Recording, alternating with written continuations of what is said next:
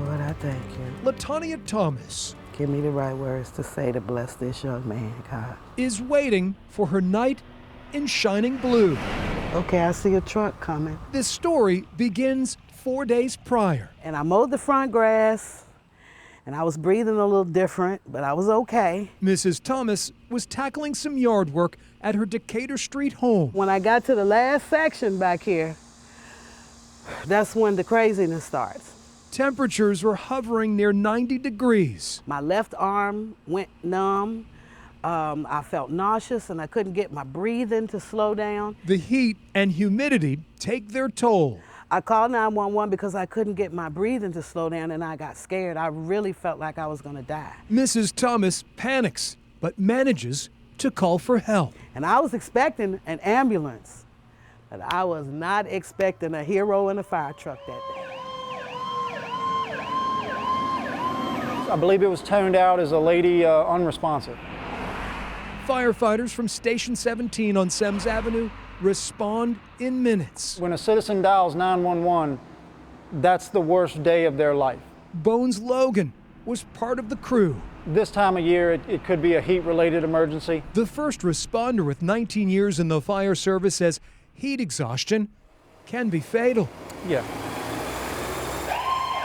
Paramedics help a grateful Mrs. Thomas stabilize and recover. But it's what the 46-year-old firefighter does beyond his job description that touches her heart. And so one of the paramedics said, well, if you're worried about your yard, that's the last thing you need to worry about because one of our firemen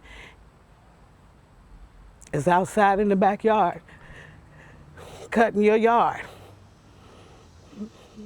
The educator at Armstrong High School says firefighter Logan could teach a class in caring. The big kindness in his heart that made him do that for a total stranger really speaks to his character. Mrs. Thomas needed to thank her landscaper lifesaver in person. So I don't know if it'll be okay to hug because of Rona, but I just want to give him the biggest hug. Which brings us to this moment. And he got his uniform on. You sure to look handsome in that uniform, boy. Meeting patients after an emergency is rare. God bless you, baby. I'm just so glad you're feeling better. This firefighter couldn't turn down the invitation. Thank you so very much. Yes, ma'am. Yes, sir. People just don't do things like that out of the kindness of their heart as much anymore. Mowing the lawn took just 15 minutes. No big deal for the first responder. Well, when I called to find out who you were, your colleagues had so many beautiful things to say about you. I paid him a lot of money to say that, too.